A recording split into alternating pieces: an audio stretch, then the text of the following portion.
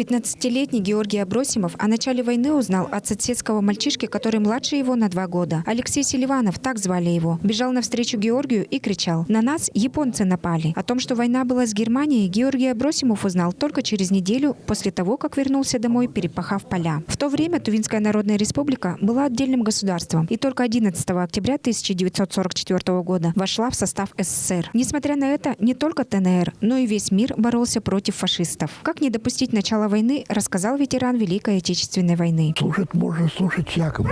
Слушать и хорошее, но это надо отсеивать, что хорошее, что и плохое.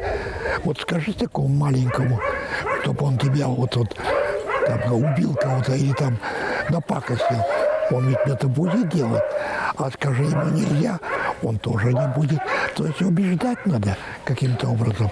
Особенно вот молодежь это делать нельзя, он все равно делает все. Вот так вот. Так что нужно самой быть более внимательным. Особенно молодежь. Не слушать все то, что говорят. Кирилла Маркова с 1951 года призвали в ряды советской армии. Его войсковая часть занималась ликвидацией бандитских формирований в Литовской ССР, таких как Соколас, Симонос, Бондолос, Жольгерис и Вилкас, которые препятствовали установлению советской власти. 11 марта 1985 года по указу Президиума Верховного Совета СССР он был награжден орденом Отечественной войны 2-й степени. Кирилл Марков имеет ряд правительственных наград и поощрений. Свое напутственное слово нашей молодежи говорит уже под мирным небом во дворе своего дома. Вот чтобы договорились все руководители партии, всего народа, да, какие бы они там ни были, все равно, чтобы договорились